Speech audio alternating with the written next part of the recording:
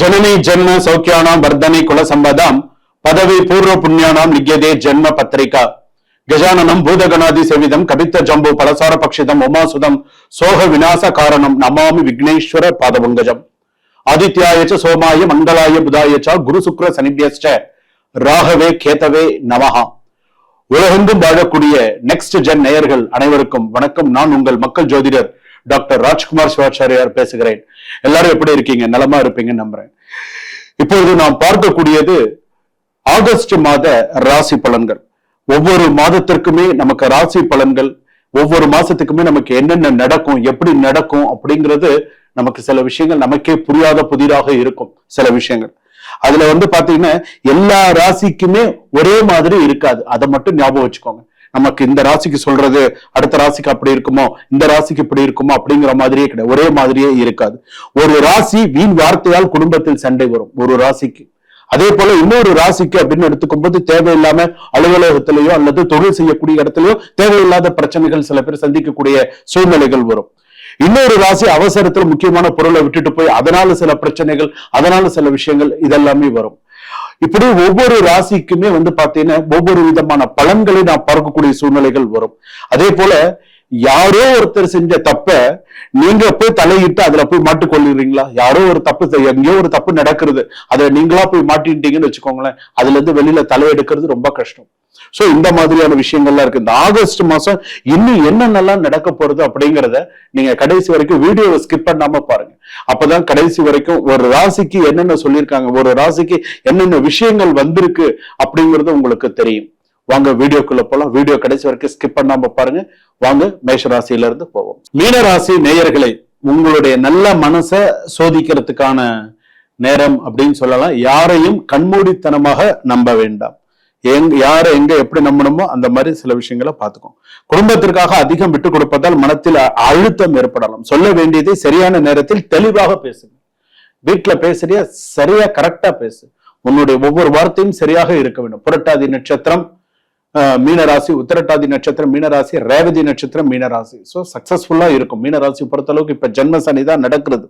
விரயத்துல ராகு, கண்ணா பின்னான்னு விரயமாகும். ஸோ சுப செலவும் உண்டு, அசுப செலவும் உண்டு. ஸோ குடும்பத்தை பொறுத்த அளவுக்கு சில விஷயங்கள்லாம் கொஞ்சம் பார்த்து பண்ணுங்க. எமோஷனல் ப்ரெஷர் அதிகமா இருக்கும். ஸோ கொஞ்சம் பார்த்துக்கும். வேலை, தொழில், கெரியர், பிசினஸ் சம்பந்தப்பட்டதெல்லாம் புதிய பொறுப்பு கிடைக்கும். உங்கள் திறமை வெளிப்படும். பிறர் வேலையை உங்கள் மீது சுமத்தி கொள்ளாதீர்கள். உங்க வேலையை நீங்க பாருங்க, அவங்க வேலையை அவங்க பார்க்கட்டும். ஸோ அப்படி இருந்தால் சிறப்பு. அதே போல பாத்தீங்க அப்படின்னு சொன்னா அடுத்ததாக பூர்வ புண்ணியத்தான புத்திரஸ்தானம். குழந்தைகளுக்காக சில சுபகாரியங்கள்லாம் நடத்துறதுக்கான வாய்ப்புகள் உண்டு. ருணரோக, வண்டி வாகனங்கள் வெளியில போறது வர்றது, சைனஸ் ப்ராப்ளம், உடல்நிலையில எல்லாம் நீங்க கொஞ்சம் கவனமா இருக்கிறது, மீனராசி பொறுத்தளவுக்கு கொஞ்சம் கவனமா இருக்கிறது நல்லது. அடுத்ததாக பாத்தீங்கன்னா திருமணம் சம்பந்தப்பட்ட சில பேருக்கு சில நல்ல முயற்சியில நல்ல தகவல்கள் வரதுக்கான வாய்ப்பு இருக்கு. காதல் அல்லது திருமண முடிவுகளில் உணர்ச்சியை விட உண்மைக்கு முக்கியத்துவம் கொடுங்கள். அப்பதான் சிறப்பு. முதியோர் உடல்நலம் அல்லது சீனியர் சிட்டிசன் சர்க்கரை அளவு, கால்களின் வீக்கம், தூக்க குறைவு மற்றும் செரிமானம் தொடர்பான பிரச்சனைகளில் கவனம் தேவை. சீனியர் சிட்டிசன்ஸ் எல்லாம் இந்த மாதிரியான சில விஷயங்கள்லாம் உண்டு. வீடு வாங்குறது ஏற்கனவே வீடு வாங்கிட்டீங்க அப்படின்னு சொன்னா அதுக்கு இஎம்ஐ கட்டிட்டு இருக்கீங்களா, அதெல்லாம் கொஞ்சம் கரெக்டா ப்ராசஸ் பண்ணுங்க. அடுத்த வீடு வாங்கணும், அடுத்த லேண்ட் வாங்கணும் அப்படின்னு சொன்னா அதை இப்ப செய்ய வேண்டாம். ஆகஸ்ட் 17 தேதிக்கு மேல யோசிச்சுக்கலாம். ஏன்னா இப்ப நிறைய சுப செலவுகள்லாம் நிறைய இருக்கு. ஏன்னா அது இல்லாம இப்ப ஜென்ம சனி நடந்துட்டு இருக்கறனால மத்தளத்துக்கு 2 பக்கெட் அப்படின்னு சொன்னா உங்களுக்கு 4 பக்கமும் பிரச்சனையா இருக்கு. ஒரு பக்கம் சால்வ் ஆனா ஒரு பக்கம் பிரச்சனை வருது, ஒரு பக்கம் சால்வ் ஆனா ஒரு பக்கம் பிரச்சனை வருது. அதனால எதையுமே கொஞ்சம் நிதானிச்சு செய்யறது நல்லது. திட்டமிட்டு சில விஷயங்கள் படித்தால், திட்டமிட்டு சில விஷயங்கள் செய்தால் மாணவ மாணவிகளுக்கு நிறைய நல்ல வெற்றிகள் கொடுக்கும், நிறைய சக்சஸ் கொடுக்கும். வீடு, சொத்து, ஹோம் ப்ராப்பர்ட்டி, வீடு சம்பந்தப்பட்ட சில விஷயங்கள் முன்பணம் செலுத்தும் முன் சட்ட ரீதியாக, ஆவண ரீதியாக எல்லாம் ஒரு தடவை சரி பார்த்துட்டு அதுக்கப்புறமா சைன் பண்ணுங்க. அப்பதான் அந்த சொத்து விஷயங்கள்லாம் உங்களுக்கு எக்ஸாக்டா சில விஷயங்கள் இருக்கும். கடை, வியாபாரம், வாடிக்கையாளர் ஆதரவு அதிகரிக்கும், லாபம் கிடைக்கலாம். ஆனால் அதிக கடன் கொடுத்து விற்பனை செய்வதை தவிர்க்கவும். ரொம்ப கடன் கொடுத்து கடன் செய்யறதுல கொஞ்சம் பார்த்து செய்யுங்க. ஷேர் மார்க்கெட் எல்லாம் கொஞ்சம் பார்த்து இது பண்ணுங்க. வேலைக்கு போறவங்க, ஐடில வேலை பார்க்கறேன், நான் ஒரு கம்பெனில வேலை பார்க்கறேன், ஒரு தனியார் நிறுவனத்துல வேலை பார்க்கிறேன் அப்படின்னு சொன்னா வேலை விஷயத்துல ரொம்ப எச்சரிக்கையுடன் கவனமா, பண விஷயத்திலையும் கொஞ்சம் அதோட கொஞ்சம் பார்த்து இந்த விஷயத்துல கொஞ்சம், அதாவது இது எச்சரிக்கையான பதிவு மீனராசி பொறுத்தளவுக்கு. ஏன்னா மறைமுக பிரச்சனைகள், மறைமுக எதிரிகள் உருவாகலாம். சோ வேலை விஷயத்திலயும் சரி, மற்ற விஷயத்து, குடும்ப விஷயத்துல கூட சரி, கரெக்டா உங்களுடைய மூவ்மெண்ட்ஸ் கரெக்டா இருக்கும்.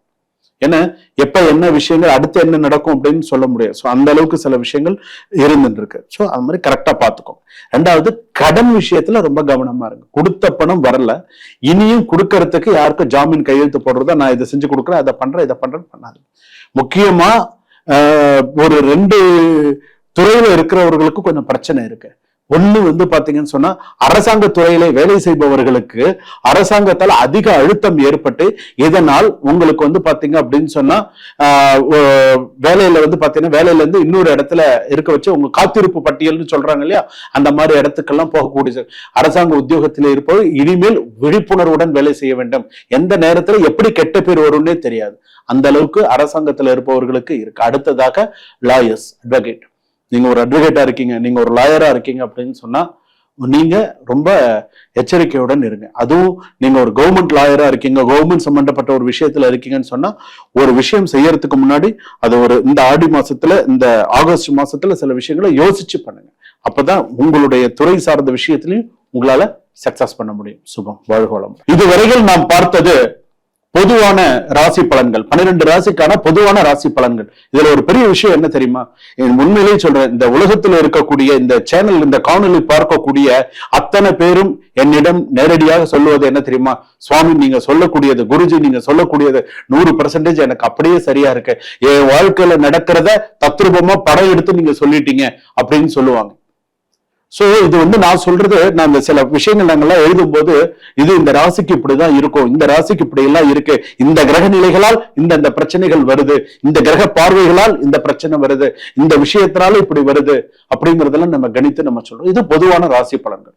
உங்களுடைய சுய ஜாதகத்தை நீங்கள் ஒரு தடவை பரிசோதித்துக் கொள்ள வேண்டும். எப்படி இருக்கு ஜாதகம், எப்படி இருக்கு, இப்ப என்ன தசா புக்தி நடக்கிறது, அந்த தசை நமக்கு நல்ல தசையா இல்ல தசா புக்தி எப்படி இருக்கு, லக்னம் எப்படி, லக்னாதிபதி எப்படி, ராசி எப்படி, ராசிநாதன் எப்படி, எல்லாமே நீங்க தெரிஞ்சுக்கணும்.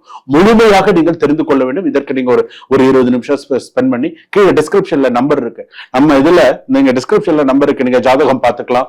ஜாதகம் அதே போல பாத்தீங்கன்னா எண் கணிதம் பார்த்துக்கலாம், வாஸ்து பார்த்துக்கலாம், பிரஷ்னம் பார்த்துக்கலாம். பிரஷ்னம்ல 5 விதமான பிரஷ்னம் நீங்க பார்க்கலாம். தற்கால பிரஷ்னம் பார்க்கலாம், தாம்பூல பிரச்சனம் பார்க்கலாம், தீப தாம்பூல பிரச்சனம் பார்க்கலாம், அஷ்டமங்கல பிரச்சனம் பார்க்கலாம், தேவ பிரச்சனம் பார்க்கலாம்.